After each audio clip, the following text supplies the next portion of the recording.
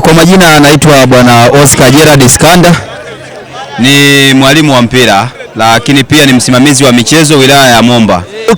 Tunaathirika kiasi kikubwa kwa sababu viwanja sio rafiki. Wachezaji tunakuja kuangalia vipawa vya wachezaji lakini hatuoni burudani ipasavyo kwa sababu ya viwanja. Mchezaji ambao ana kiwango kikubwa akija kwenye uwanja kama huu takriban unavyouona anashindwa kuperform. Kwa hiyo ni changamoto kubwa sana. Tunapenda sana burudani kwa mkoa huu. Kwa hiyo changamoto viwanja, viongozi waangalie uwanja ili watengeneze viwanja. Yes, kwa majina naitwa Energy Mopao. Ni mkazi wa maeneo ya mji wa Tunduma hapa. Tunduma imekuwa kwa ajili ya michezo na tuna wachezaji wazuri. Shida iliyopo sisi ni viwanja. Viwanja vimekuwa hafifu sana. Sisi kama vijana wao tunaendelea kukuza vipaji vya watu. Tuna timu nyingi lakini timu haziendelee, watu wanaishia njiani. Mtu akiumia hapa, ukiangalia kwenye hii uwanja, mtu akiumia matibabu yanakuwa ni juu yake, ameacha moja kwa moja kucheza mpira, afuatiliwi tena. Lakini tunaomba sana watu waangalie uwanja, tupate uwanja mzuri, tupate viongozi wazuri. Mpira umekuwa sana Tunduma. Asante. Kwa majina naitwa Lamson Hassani. Viwanja kiukweli kwa miundombinu iliyopo ni migumu kwetu. Tunaathirika kwa kiwango kikubwa sana. Ukiangalia viwanja vinavyotuzunguka sio mazingira, havina mazingira mazuri kwetu. Naam, kwa majina anafahamika kama Gift Omari Kabuje, ni afisa habari na mawasiliano wa Sadatu Football Club. Kwa ujumla kwenye viwanja ni kwamba kwenye hali kama hii wachezaji wanajaribu kupambana kuona ni namna gani wanaweza kaonyesha vipaji vyao, ni namna gani wanaweza kaonyesha vipaji vyao, kwa sababu unajaribu kuona uwanja kama huu na mawe na ni uwanja ambao hauna nyasi, lakini bado wachezaji wanapambana kwa kiasi kikubwa kuhakikisha ni namna gani wanaonyesha vipaji vyao. Ni kwamba Tunduma tunapenda michezo, Tunduma tunapenda mpira zaidi, lakini kitu ambacho kimekuwa ni changamoto nadhani ni viwanja tu, ndo shida ambapo ipo.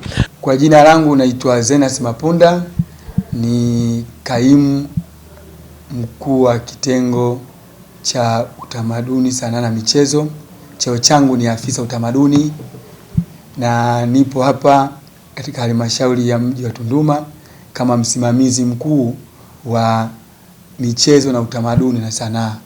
Kwa sasa kwanza kabisa tunamshukuru Mungu kwa viongozi wetu, mwenyekiti wetu wa halmashauri, mkurugenzi wetu mtendaji kutudhamini au kutusaidia kutuwekea kwenye bajeti ya milioni 200 ambayo itaenda kwenda kutoa ile tija kwa vijana swala la michezo.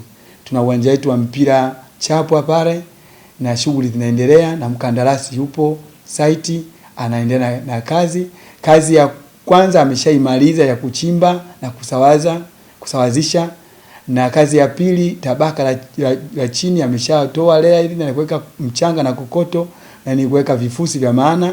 Sasa hivi anakwenda kukazia lile tabaka na kuweka udongo wa kuweza kuweka nyasi, na vile vile na kuchimba mifereji kwa ajili ya maji na kuweka zile pampu za maji kwenye uwanja.